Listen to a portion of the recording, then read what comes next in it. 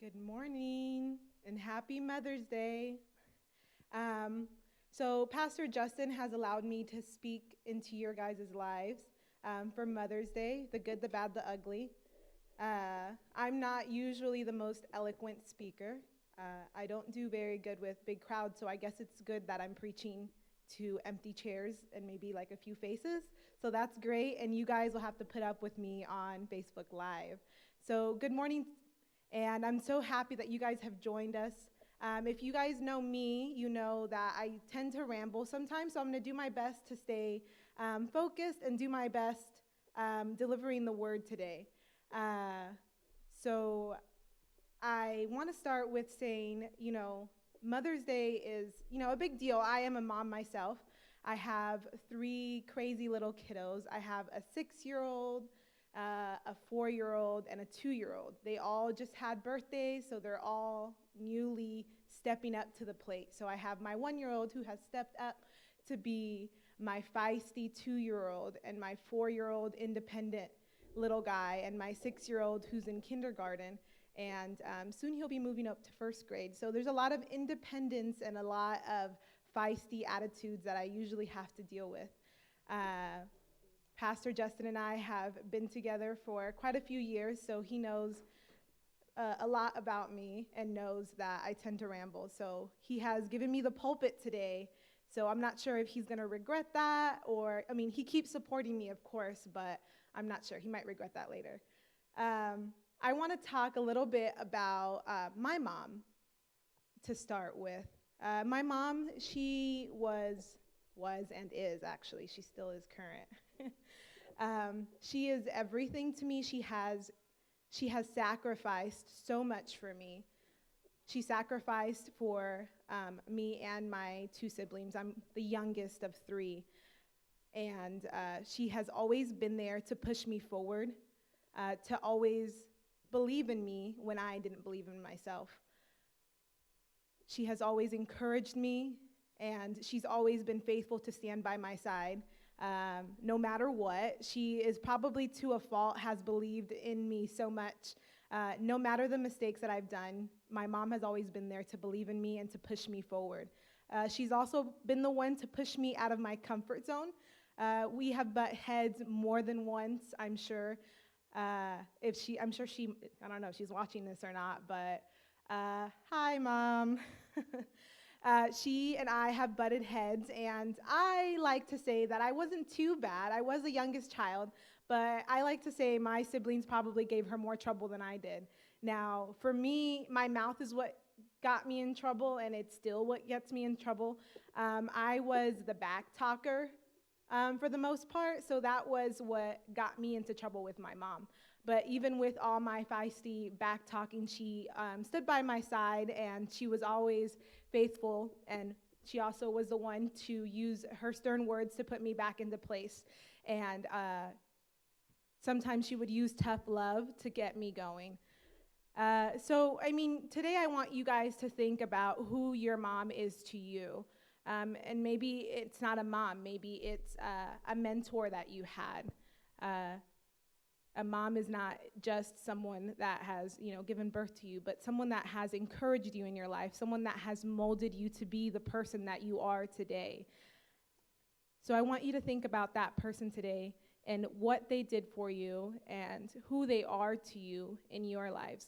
Today is a special day, not to toot my own horn, obviously, as a mom, but, as moms, I never realized what all my mom did until I became a mom, and I have 3 little ones to deal with as well. So I am so much more thankful for her putting up with everything now that I realize what she actually did. There was a time that I thought that I knew more than her, and she never really understood my feelings and what I was going through. I realize now that my back-talking, know-it-all, little bottom, I really didn't know anything. And she still dealt with us in love, cooking for us and caring for us and teaching us and everything. A lot of sacrifice goes into being a mom. And I'm just in the beginning phases, honestly. My kids are very little, and we're dealing with a lot of firsts and, still toddlerhood and dealing with my child's first day of kindergarten and dealing with all of that. But I want you to think about who those people are or who that person is in your life. And I want you to also think, if for the ones that are mothers today, think about what the moment that you realized that you were a mom, I guess is what I'm trying to say. For me, that was, kind of shocking. Pastor Justin, I'm sure he remembers the time that I first found out I was pregnant. I'm sure he can laugh about it, and I can still laugh about it, and he can kind of poke fun at me. If you guys have been there, which if you've been pregnant or been expecting someone or anything like that, you know the time where you miss your monthly and you have to take that pregnancy test to realize, am I pregnant? So that's where I was. I had to take a pregnancy test, and I took one, and then I took two, just in case, and then I took three. I took 3 pregnancy tests. This is all before I told Pastor Justin. So I took 3 pregnancy tests, and I also took a sick day. I remember, and I don't even know that he knows this, but I actually stayed home from church. I know, I'm a sinner. I stayed home from church sick, and I really was sick. I was nauseous. I was sick physically, and I just did not know what to do. I was beside myself because I was pregnant. My hands were shaking, and I didn't even know. I was 23 at the time. Yeah, that's right, 23 at the time, and, we got married young, and we planned on having kids early on as well, but, it's one thing to say it, and then it's another thing when it happens. I was pregnant, and it happened. The day came that I was pregnant, and life as I knew it was over. And he would laugh now, but life was over for me in my mind. I didn't know what that looked like, but life as I knew it was over. I knew that a little person was growing inside of me, and I knew that my body was going to expand significantly. So not only physically was my body over, but also the way I lived my everyday life was going to be over. I would have to sacrifice time into this child, and it was just kind of mind-blowing. I was super excited to be pregnant after I got past the shock and all, and after the pregnancy test. I made an appointment to the doctor's office to actually make sure, super sure, that I was pregnant. And so once I had my doctor's appointment, then it was really cemented, you're pregnant. And that, that day changed everything. And, I had this little human being growing inside of me, and every day my tummy would grow a little bigger, and, it felt like little butterflies in my stomach, and he would turn around, and, he did a few ninja moves inside of me. He did a few somersaults, and he was busy inside of there. And then came the day where I went into labor, and I still didn't believe it. I didn't know that I guess I was in denial that I was in labor, but I put it off as much as I could, and the time came, and I went into the hospital, and here, I go into the hospital one day, I'm pregnant, and have a baby the next moment. I know that I was a mom the whole time, but to have that baby in your arms is a whole nother thing. I'm a mom now. I have this baby. And we talked about it, and I'm like, oh my goodness, can you believe we have this little human being in our hands? And, he's ours. Our first little Azariah that made me a first-time mom. And, a first-time mom for you might be, the time you got to meet your baby online. Who knows? A piece of paper. It might have looked like an adoption. Everyone's story looks different, and for me, I ended up in a hospital to have my first time, and I still couldn't wrap my brain around it. Then came the day that I had to take this little human being home with me, and I told Justin, I turned to him, and I was like, do you realize that they're going to let us take this baby home? And we don't have a manual for this baby, but He's ours. And I'm like, do they realize that they're allowing us to take this little thing home with us? And is that even legal? I mean, we're putting him in this little car seat, and I don't even know if I'm doing it right. There's this little person with little straps around him as he's screaming at you. You strap him in a chair to keep him safe, but he thinks you're torturing him. And, and we're first-time parents kind of freaking out. You don't want to hurt your baby, and here we go. And Pastor Chris is nodding his head because he knows he just was there. This little fragile human being, and you're taking him home. Oh, my goodness. And I still, just to think about it, I was telling Pastor Lynn, about it. I'm like, my mind is still blown when I talk about the story, but, I still couldn't believe that they let us take this little human being home with us. I still can't believe it. We're raising 3 kids, and I still can't believe we're allowed to raise 3 kids on our own. There's no manual. Everything's a first, Azariah started his first year of school, and he started kindergarten this year, so that was a big first for us.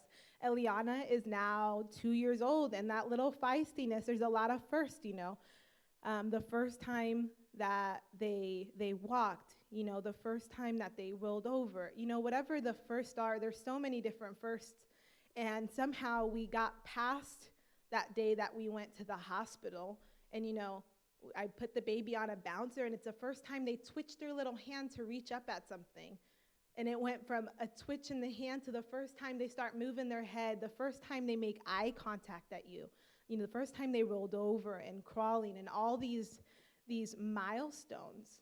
They stood up, they walked, they took their first step, all these physical markers, and, and here we are with my son in school, and I still can't believe that. Joash is going to be starting preschool soon, and that's going to be a first for him, starting in the public school system, hopefully. And, and every day we take it step by step, and, I still can't believe I'm a mom. I lose my patience, probably lose my cool a little time or two, and, they're still mine, and I apologize, and, and I comfort them, and I fix their boo-boos and everything. And, I just take it one step at a time. That's all you can really do. And it's one thing to change diapers and to feed them, because I do that every day. And it's another thing to do the laundry. And I do all these physical things to take care of my children. Right now I'm even adding homeschooling with everything going on, and I'm doing all these first, and I'm a really good doer. I'm not the best speaker. I'm not the most eloquent, but I do really good physical labor. So you tell me to go do something, you tell me to go lift some boxes, I'll do that. You tell me to change some diapers, I'll do that. You tell me to cook, I'll do that. I'm so great at just getting tasks done. I'm really task-oriented, and I'm good at that. That's what I'm good at. But then when I think about the fact that, one day my kid is going to have a heartbreak, and what am I going to do when my kid comes home with their first heartbreak? My kid's going to go to college, and what am I going to do? And I know those are big jumps to be doing, but there's all these things that you really can't control, and you really have no hand over.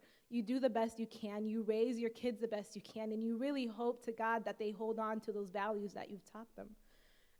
And I'm at a young stage with my little youngins, but to think that, one day they're going to be going to school with their middle schoolers and high schoolers and going to college, and you hope that what you've taught them was enough, that what you did was enough to raise them. And it's too much for my mind to really, mind blown, kind of one of those things. I can't really fathom or wrap my brain around everything my kids will be doing and all of their firsts, that, getting married one day, and they're going to have their first kids one day, and I just can't really wrap my brain around that. But there's a lot that moms go through. There's a lot that we go through. If you're out there, you think about everything that you go through, and all the emotions that you go through. You watch this video in the beginning, and Eliana is 2 years old, and that girl already slams the door at me.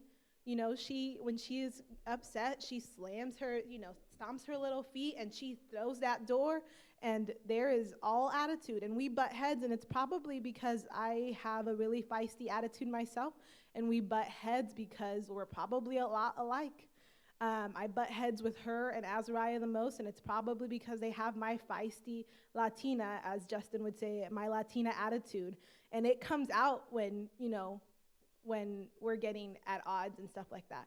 But she's already slamming doors at me. And so when I watch this video, I'm like, yeah, I mean, I'm at the beginning stage, and she doesn't slam it that hard, but it still, it still hurts. And I'm thinking, this little 2-year-old is going to be a middle schooler and a high schooler, and I really hope she gets over the slamming door thing, but I'm thinking it's probably just the beginning, and I'm probably going to get that door slammed probably more than once in my life. She's already slammed it more than once, honestly, but and there's going to be heartbreak on the other side of that door. But there's so many good moments as well. The first time my kids walked, and she's wearing little piggy tails today, and she's just so cute and feisty, and she just goes trotting along. And Azariah, the first time he played football this past year, and we were so proud because he scored his first touchdown and ran all the way across the field. And there's so many good moments. I'm so proud of everything that they're learning and all this fun stuff that we get to do. This time has really brought a lot of negative things to people's lives. The positive that I see in it for us is that I've had a lot of time with my kids. The good, the bad, the ugly, again. And there is a lot of ugly, but there's a lot of good too. But we've had a lot of time to spend time with each other. We've got to play together. We've got to eat together. I get to, actually Justin puts the kids to sleep, but I get to get them ready for bed sometimes, and we get a lot of time together, and we've had some good times. There's so many roller coasters when it comes to being a mom. Sometimes you're in a high, and sometimes you're in a low, and you really just don't know how you're going to make it to the next step. And I know this is directed towards mothers today, but honestly, this can be as a mentor or as a father or as any kind of leadership figure or anything like that. You can take from this a little bit. But I am going to be talking to those figures, those mentors, those mother figures today. We go through these roller coasters in life and in motherhood, and you don't really realize how you're going to make it the next step. But God, right? Because with his help, we are able to make it to that next step, to make it to that next milestone, to take that next breath, to be able to minister into our children's lives. The video touched on it a little bit, but, we do the cooking, we do the cleaning, we do all of this. We do all this every day. We're the chefs, we're the teachers, and of course, fathers are too. Mothers, you carry on this weight on your shoulders to lead your family, to take care of the household, to keep it clean, to try to keep your children clean. I say. We usually go through a few outfits with Eliana a day, and, we try to keep them alive. Honestly, if our kids are alive at the end of the day, I call that a mom win. I have 2 boys and a little girl that are very feisty, and they get at each other. So, we have all of these hats that we wear. And today I really want to, talk about some words of encouragement, because I feel like all of this is important. But one of the biggest things is leading our children and raising them up to be leaders. And maybe that's a lot for you to think, but I raise my kids to be better, to do better. They ask me why I have them, be this higher standard, where my friends don't have to do that, and my friends get to do this, and my friends get to do that, and why do I have to do this, and why do I have to, and why does our family, and they're so young, but they already ask me why all the time. But we're called to be leaders of our household as well with our children. We're raising them up to be leaders and to be the future people of this world, essentially. So the title of my message today is Kingdom Raisers, because essentially when we're raising our children, we're raising the future, and they're going to be leading the kingdom. They're going to be the ones that carry on when we pass on. And while we're here, they're going to be the ones that carry the baton, and that they're going to be the ones that are world changers in my eyes. So we have high standards for our children. So today, with everything, that we do wear on our shoulders, I want to give a few words of encouragement to you moms out there. Um, the burden is heavy, it's very heavy on our shoulders. So, I want to touch base with a few words of encouragement from some spiritual giants, in the Bible, some women that we can kind of learn from. So I want you to go into Exodus 2, and we're going to read verses 1 through 4. This first mom that I'm going to be talking about is Jochebed. She's the mother of Moses. So in Exodus 2, starting in verse 1, it says, "Now a man of the tribe of Levi married a Levite woman, and she became pregnant and gave birth to a son. When she saw that he was a fine child, she hid him for 3 months. But when she can hide him no longer, she got a papyrus basket for him and coated it with tar and pitch. Then she placed a child in it and put it among the reeds along the bank of the Nile. His sister stood at a distance to see what would happen to him." Jochebed really believed that her son would be something someday. He was born in a time, if you know the story, or if you don't, I'll give you a little bit of backstory on it.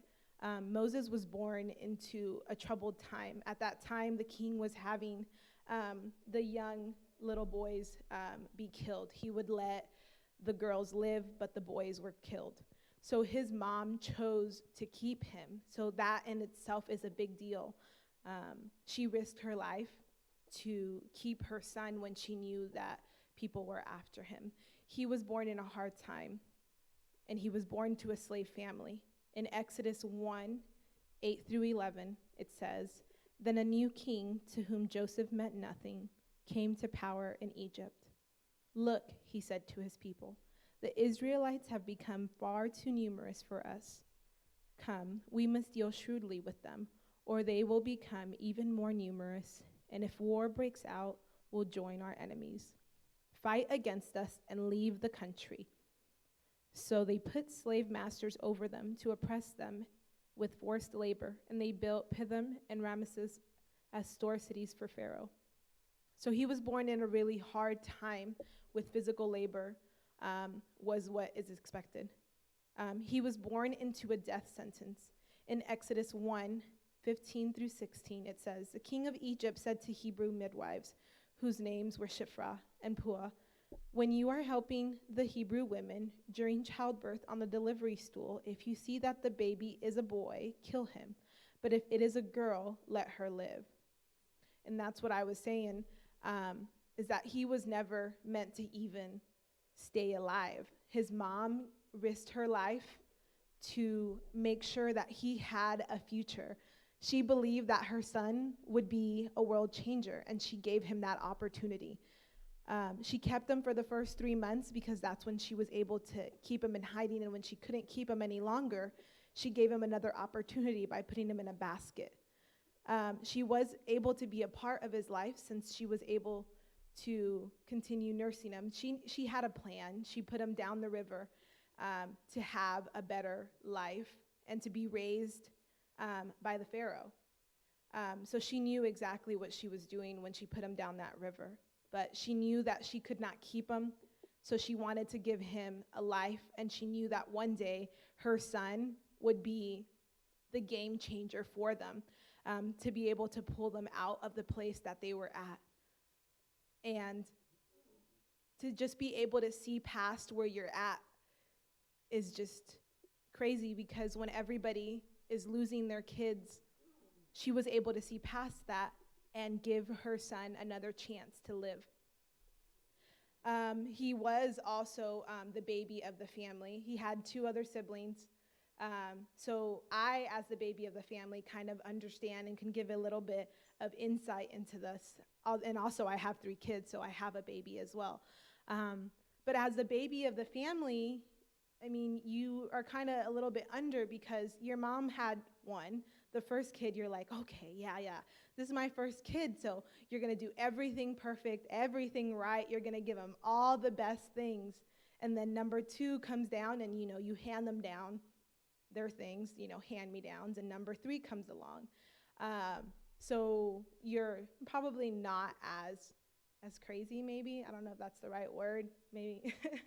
But when your first kid drops a pacifier, you pick up that pacifier, you sanitize it, you boil it, you clean it, you dry it off, you cool it off, and you give it back to your baby. Child number 2 comes along, the baby drops the pacifier, you pick it up, you clean it off, you wash it off, you dry it off, and give it back to the baby. And baby number 3 comes along, they drop their pacifier, you pick it up, you lick it, you give it back. I promise you, I've done this too, so if you want to judge me, that's fine. But I did it, and Justin knows I'm just building their immune system. Honestly, for me to take away those germs would be a harm to my child. I need to build up their immune system. So I straight up picked up that pacifier, licked the pacifier. I took the hit. I'm the mom, I took it. So I licked it and I gave it back to my baby. So, it just kind of happens like that. And whatever it is for you, you know that you did things with your first child that you kind of were a little bit more lenient with your second child, and maybe you were a little bit more lenient with your third child. And, my mom could attest to that. For me, my understanding is that by the third child, she basically gave me to my dad to raise. So my dad basically spoiled me rotten, so I blame him, because she's like, you know what, I'm done. You can have this third child. I dealt with the other, so you can have this one, and you can kind of spoil her. So I was spoiled rotten by my dad, because my mom was like, okay, this is child number 3. I'm sorry. So I guess basically if you screw her up, it's on you, not me. No, I'm just kidding. But, with your third child, you're just a little bit, maybe not, so you're a little bit more lax. But for Moses, she could have been lax, and she could have just let it be, this is the life we lead, and she could have let it be. And she could have, not been so crazy about it and backed up, but she didn't. She believed in Moses, and she believed that he would be a world changer. And when people saw a slave, she saw beyond that. As a mom, she put on her mom eyes, and she didn't see a slave. She saw that he was going to be something, and she was going to make it happen. So no matter what, she was going to provide for her son. And the way that she did it was to basically sacrifice her being a direct part of it. She was always overseeing him, but she wasn't able to be directly there. And, as moms, we sacrifice sometimes, and there's been moms that have sacrificed for a better life for their child. If that means you're not in the picture as much, then that's what you sacrifice. If that means you sacrificed your time, then that's what you sacrificed. And, as moms, in whatever life you have led, you have sacrificed something. And essentially, she knew that she could not have him. And she sacrificed that time that she would have with him to give him a better life and to see that he was going to be something. And she wasn't wrong. She was the ultimate mom and did the ultimate sacrifice to pass him on. She gave him hope. And my mom has given me hope. And your moms, I'm sure, have given you hope. That person that has given you the belief to know that you are more. Because, I don't really see a lot in myself, but my mom sees more there. She has pushed me when I didn't want to be pushed so that I can be better for my own good. One of the things that I touched a little bit, is that, you need to raise that hope and do that sacrifice. But to go another step, my next point is raising the standards. I raise the standards pretty high for my kids. And I kind of want to touch base on another mom that kind of did the same as well, so you know that you're not alone when you do this. In Proverbs 31, 1 through 9, that's where we're going to be reading. We're going to be talking about the mom of the king of Lemuel. She had really high standards, and it starts here, verse 1. It says, "The sayings of King Lemuel, an inspired utterance his mother taught him. Listen, my son. Listen, son of my womb. Listen, my son, the answer to my prayers. Do not spend your strength on women or vigor of those who ruin kings. It is not for kings of Lemuel. It is not for kings to drink wine, not for rulers to crave beer, lest they drink and forget what has been decreed and deprive all the oppressed of their rights. Let beer be for those who are perishing, wine for those who are in anguish. Let them drink and forget their poverty and remember their misery no more. Speak up for those who cannot speak for themselves, for the rights of all of those who are destitute. Speak up and judge fairly. Defend the rights of the poor and needy."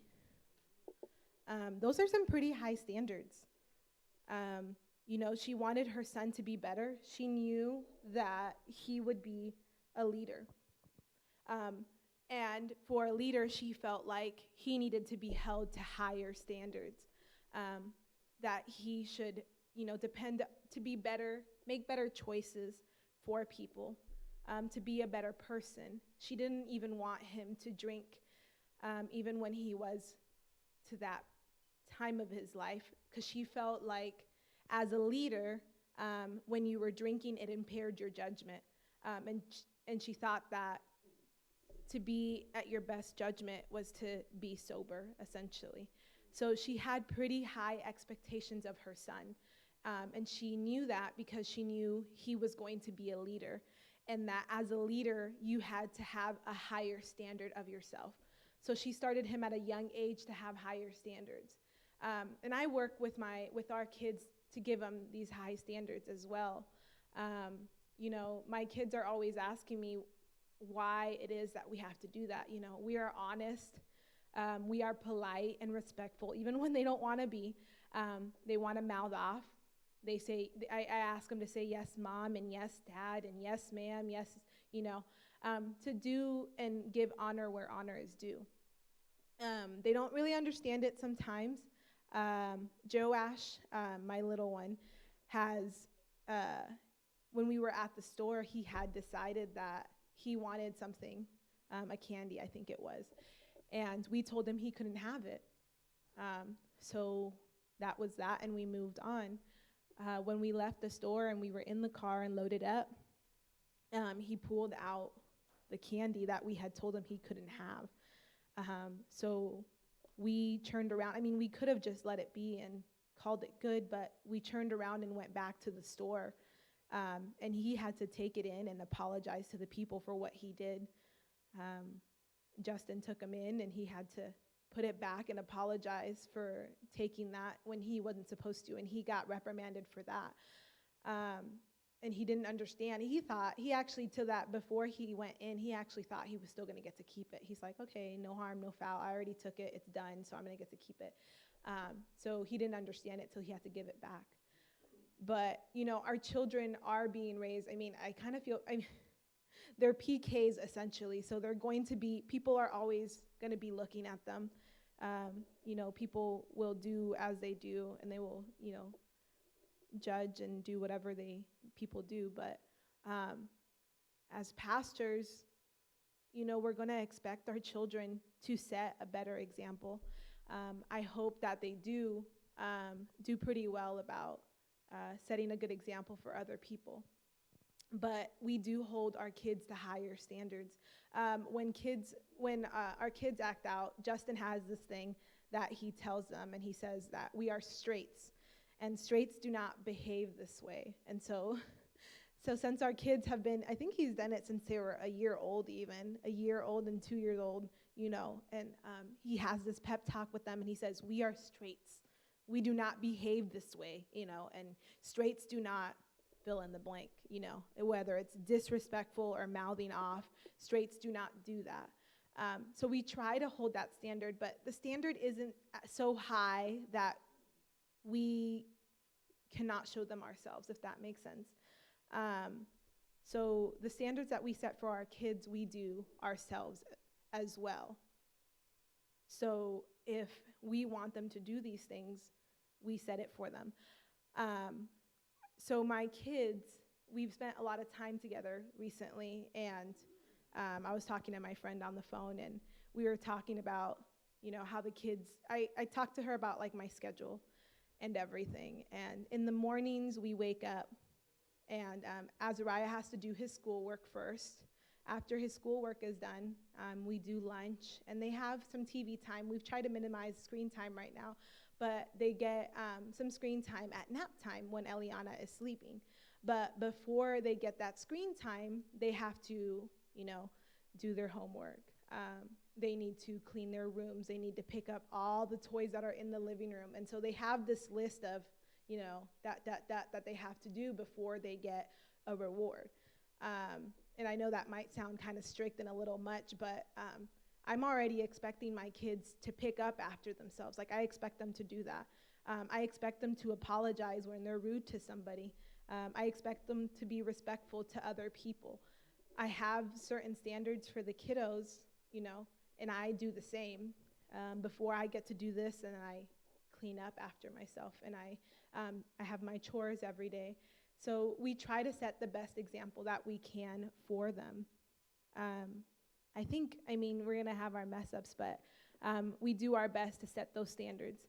But in my opinion, like, if you set the standards so high, kind of like when you shoot for the moon, you land in the stars kind of thing, I feel like if we set them high, even when they might not hit that mark, they're still going to be above the standards of everybody else.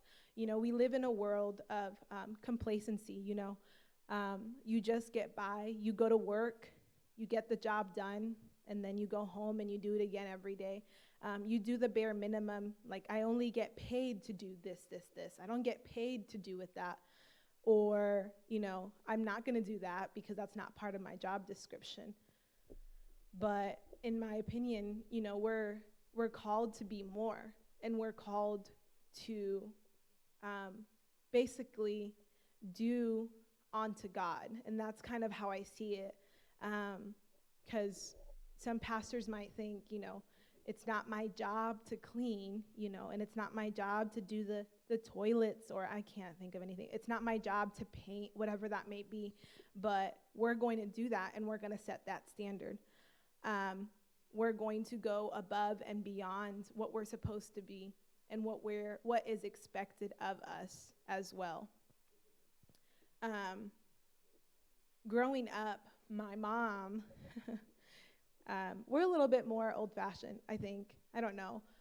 When I think about like different people and how they raise their kids, I think they might see us kind of like old people, maybe. We're younger, but the way I see things is a little bit old-fashioned. My mom raised us pretty old-fashioned, I think. We got spankings. I'm sorry if that offends you, if that word offends you, but I didn't get them as much. But my brother and sister, maybe I was really good at getting away with it. I don't really know, but I didn't get the spankings as much. My brother and sister got a lot of them. Maybe I was able to kind of wiggle around and kind of twist it. I'm not sure, but we got spankings, and we got in trouble, and our parents held us to different standards. I wasn't even allowed to go to my friend's house until my mom was able to meet their parents. And I'm like, well, all my friends get to go do this, and my friends get to do a sleepover, and I don't get to do a sleepover because you don't know their parents? Like, that doesn't make sense. I have to do chores. My friends don't have to do chores. And actually, now that I think about it, my friends get paid to do their chores. I never got paid. Like, I don't know, that kind of seemed kind of weird. I'm like, I want some money. So we had to do chores, and we didn't get paid for them. I really remember the traumatizing Saturdays that my mom would yank the blanket off of us. She'd blast the music, and that meant it was time to clean. And I'm like, it's Saturday. That should be my sleep-in day. But we were expected to clean on Saturdays. So she would pull the sheets off of us, and, we knew what we were supposed to do. Now, I did grab the blanket back up and put it back. There came a time that she would take everything that we could put over our faces and then would kick us out to go do our stuff. But, we had to do chores and we had to be respectful and, blah, blah, blah, blah, blah. And, my parents had to meet our friends' parents before we were able to go over to their house. They had all these standards, and I didn't understand them at that point. I didn't understand why my parents had to be basically party poopers. And now I realize that party poopers comes under the description of being a parent. I'm pretty sure I'm really good at that already, because I'm pretty sure my kids already are like, you're the worst mom ever. You make me do this and you make me do that, and I have to go clean before I get to go play outside. So Justin and I do a pretty good job of being party poopers. I think we've met that, check. We do pretty good at that. They haven't told us yet that we're the worst parents ever. But, there's times that they throw fits and do all of that. And I didn't understand it at the time why my mom expected all of these things from me. But now that I've grown up and, I was going to say something. I've grown up and learned a thing or two, just a little thing or two. I've come to realize why they expected so much of me. I hope that I have made them some kind of little bit proud of who the person they raised me to be. I didn't understand it, and it was really annoying, and they didn't really understand that they ruined my social life, and they ruined my life by making me clean stuff. Now, looking back on it, I realize I really appreciated that, because there's people that are my age that don't even know how to keep track of their own checkbooks. They don't know how to keep track of their finances. I thought that was kind of a basic thing to do savings. I thought it was a basic knowledge to pay your bills, but apparently that's not common knowledge as well. Cleaning, that's not normal for everybody. And my dad he was a finance guy, and he's really proud of the fact that I try to be savvy with my money. I try to save, and I try to be a little bit more frugal, so he's proud in that. But I do appreciate what my parents and my mom taught me, even though I was stubborn-headed and didn't really want to learn it. I appreciate that they expected more of me, and I always expect more of myself as well, and I pass it on to my children. So hopefully, after they get past the whole mom's a party pooper and she hates me and worst day ever, they'll come to a day that they appreciate what I've done and hopefully love me afterwards. I don't know. But, Lemuel's mom, she really held them to a high standard. And she raised him to be a king and a leader, and that's what he grew up to be. But when it's all said and done, our work is not over right then and there. It's not over when we've built hope for our children, and it's not over when we've raised the standards. Our job really isn't ever done. But the next point I want to point out is that our work isn't done. In 2 Timothy 1:3-5, that's where I'm going to be reading at. This is part of a letter that Paul wrote to Timothy. It says, "I thank God, whom I serve as my ancestors did. With a clear conscience, as night and day, I constantly remember you in my prayers. Recalling your tears, I long to see you, so I may be filled with joy. I am reminded of your sincere faith, which first lived in your grandmother, Louise, and in your mother, Eunice, and I am persuaded now lives in you also." I not really thought, when you read that, the section I really want, or I say the section, the verse that I really want to highlight is where he says, "I am reminded of your sincere faith, which first lived in your grandmother, Louise, and in your mother, Eunice. And I'm persuaded that it now lives in you." It doesn't seem like much, but the fact that Paul didn't mention a father in this verse. He did have a father, but he just didn't mention him in here.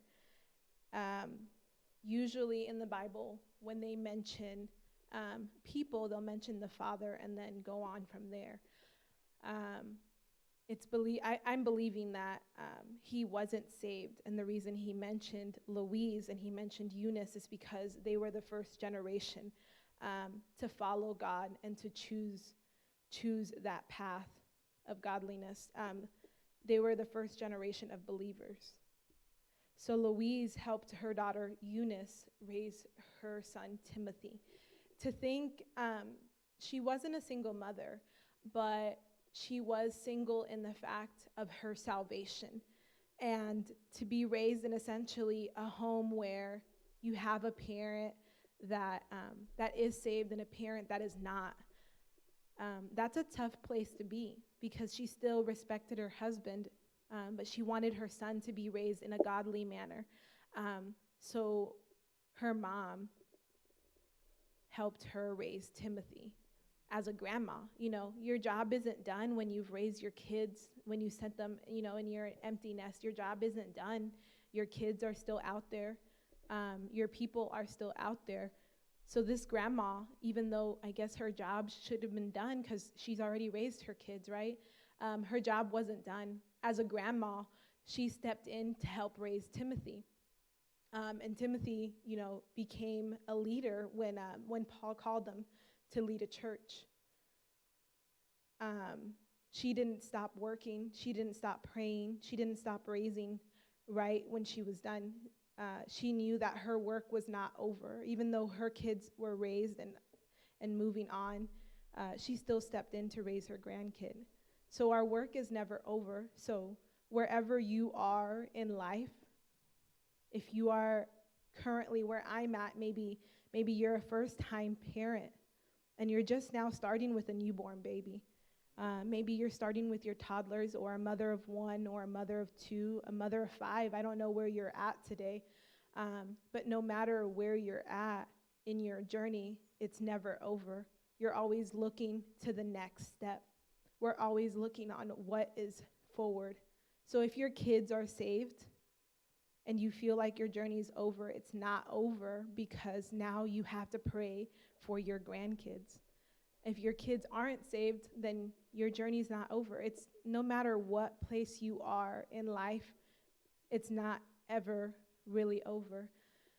And honestly, in preparing this message, it might be a little bit jumbled. I'm not sure how it came across, but I really just wanted to encourage you as a mom today that we are all in this together, essentially. We are all raising our kids to be better. You give hope in your kids, when nobody else may believe in them. You're the one that steps in and you give hope to your child. When your child falls down, you're the one to pick up your child. You're going to be the one that steps in there and is always there no matter what. When I was wrapping up, and this isn't a point on my sermon, but one of the things that God had really placed heavy on my heart was the power of prayer. And as a mom, you are an advocate for your child. I prayed for my kids before I even had them. I prayed to have kids, and when I was pregnant with them, I prayed for my kids that they would be healthy, and I prayed for, their futures, that they would live a godly life, and you pray for your kids now when you have them, and you pray for their future and their future spouse. And like my mom, she's always prayed for us. And you might be a mom out there that is still praying for your child, that is still praying that your child is able to see that God is the only way. And they might not see it right now. They might be in a dark hole and they don't believe that there's any hope. But I want you guys as moms to stand your ground, that your fight is not over, no matter how dark the situation may seem, and no matter how grim it may seem. I don't want you to ever give up hope even though you feel like everything is coming against you. I don't want you to raise your standard because the whole world around you tells you it's okay for your kid to choose this and it's okay for your kid to do that. You can think for yourself, and you are your child's advocate, and you are there to keep the world away from your child, keep that harm away from them. And honestly, the biggest gift that you can give your child is the salvation in Jesus, to believe that God and that there is a hope and there is something for them there. Your work's not over. Praying grandmas, that's some pretty powerful prayers right there. And a praying mom, praying for your child to see more than they see now, to get out of the darkness and to get out of that dark hole that they just won't get out of. And maybe they've come out and gone back in and come out and come back in, but you as a mom are the one that will keep pulling them out and keep standing strong and being that advocate and that prayer warrior, honestly. That's the biggest thing that has really, it's not what I put as a note, but as moms, you are called to be prayer warriors to fight for your children, to fight for their souls, essentially. You are that person that stands there. There's hell and high water that's trying to get to your kids, but you're going to be that person that keeps it from coming, and you're going to be the person that fights for your child's soul. So today, I just want to give those words of encouragement that when you feel like you can't go any further and you can't give any more, that there's always another step and there's always God to reach to and pray to. And he's going to be the one that fills your cup when you don't feel like there's anything else to pour. He will be the one to fill you up, to give more, because honestly, sometimes I go to sleep at night and I don't feel like I can give any more. And when you feel like you can't give any more, God will fill your cup to be able to pour out more, because every day your children need you. And every day the world fights for your child. There's so many things in this world that are trying to fight for your child, to take them this way, to take them that way. But you stand strong, and you stand in your faith, and you believe that God is going to pull them through, and they're going to make it to the other side stronger, and that you stood there when nobody else would stand.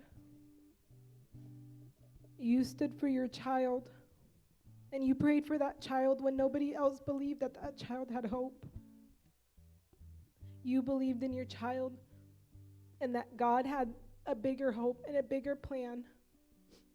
God has a big plan for all of your children, and for anyone that's a mentor, for those kids that you mentor. God has a plan. And when you feel like giving up, just remind yourself that God has a plan, and there is light at the end of the tunnel, and there's more. There's always more. And when you feel like you're at the bottom of this roller coaster, God will raise you up out of a valley and raise you up into a mountain.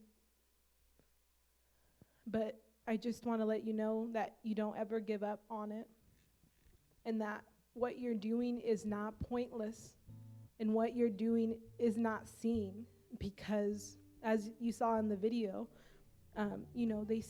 some people may see a mom as just somebody else that does laundry and somebody else that cleans and cooks, but essentially you are a warrior for your kids. You're raising up leaders, and you're raising up future warriors. So put on your armor and pick up your sword, because when nobody else wants to fight for your kids, you will be there to fight for them.